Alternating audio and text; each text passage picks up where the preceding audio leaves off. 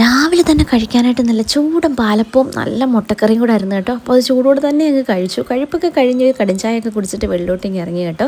പൂച്ചക്കുട്ടൻ അവിടെ നിന്ന് എന്തൊക്കെയോ പറയുന്നുണ്ട്. അവന് മീൻ കിട്ടാത്തതിൻ്റെ എന്തോ വിഷമമാണ് പറയുന്നത്.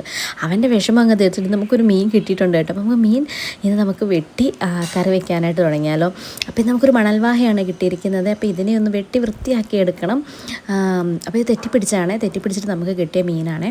അങ്ങനെ മീൻ അങ്ങോട്ട് എടുത്ത് വെട്ടാനായിട്ടൊക്കെ റെഡിയാക്കുവാണ്. അപ്പോൾ പിള്ളേരൊക്കെ നമ്മുടെ ആറ്റിൽ കിടന്നിട്ട് ഭയങ്കര കളിയാണ്, വെള്ളത്തിൽ കളിയാണ് കേട്ടോ.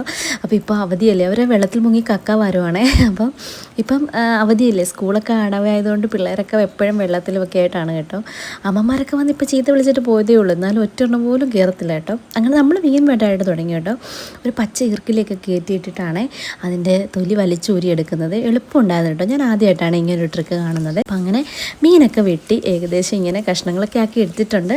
അങ്ങനെ നമ്മളത് അടുപ്പിലോട്ട് അങ്ങ് കയറ്റി. ഇപ്പോൾ ചാറൊക്കെ നല്ലപോലെ തിളച്ച് വന്നിട്ടുണ്ട്. അപ്പോൾ നമ്മൾ കുടമ്പുളിയിട്ട മണൽവാഹയാണെങ്കിൽ നമുക്ക് ചോറിൻ്റെ കൂടെ കഴിക്കാനായിട്ടുള്ളത്. അപ്പം ഉച്ചയ്ക്ക് ഇതൊക്കെ കൂട്ടിയിട്ട് ചോറൊക്കെ കഴിക്കാം. അപ്പോൾ അത്രയുള്ള ഇന്നത്തെ video. Tata bye, see U.